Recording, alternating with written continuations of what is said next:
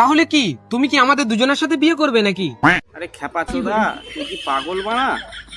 ও তোকে বিয়ে করবে? দুইজনের সঙ্গে তো অনেক দূরের কথা। তুই আগে নিজেরটা ভাব যে তোকে করবে কিনা।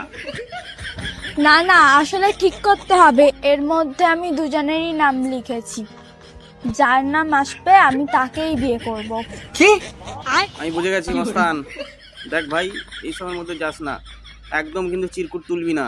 তোর নাম কিন্তু নেই ওর মধ্যে।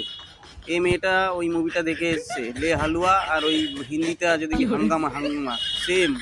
তোরা যেটাতে অভিনয় করছিস না, একদম সেম। ও তোর নাম লিখবে না, শালা তুই ছাপড়ি আছিস। ও ওই ওই ছেলেটার নাম লিখেছে, কালুয়াটার নাম লিখেছে। তুই দেখবি, তুই তুলবি, আর কালুয়ারটার নাম উঠবে, ও ওর সাথে হাত ধরে চলে যাবে। তারপরে তুই আবার বসবি মাটিতে, বসে সব কটা চিঠি খুলবি, খুলে দেখবি তোর নাম নেই। তুই অবাক হয়ে যাবি, তুই এরকম হাঁ করে তাকিয়ে থাকবি। দে মিলিয়ে নে আমার কথাগুলো, দেখ তুই, তোকে বারবার করে বারণ করছি কিন্তু খুলবি না। তুমি এখান থেকে একটা চিঠি বেছে নাও প্লিজ।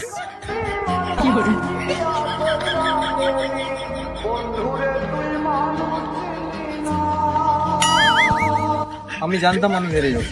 না রে খেলা চোদা, তুই মুভিটা দেখিস নি বা, তুই জিতে গেছিস। নে মজা কর। সারফারাজ।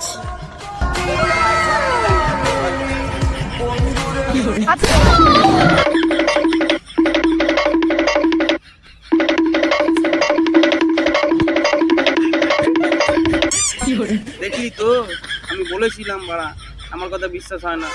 এই মারাগুলো নতুন নতুন ওই মুভিটা দেখে এসছি। তুই বেকার মারা তুলতে গেলি এইসব। কালুয়া জিতে গেল। তুই চুলটা যদি তোর কালো থাকতো, তোর সঙ্গে বিয়ে করতো। তো চুলের জন্য ও মারা ওর সঙ্গে পালিয়ে যাচ্ছে। আমার কথা শুনবি না, বড়দের কথা শুনবি মারা। তোকে দুটো গালাগালি দিতে পারি, যাই করি, তোকে ভালোবাসি তো আমি।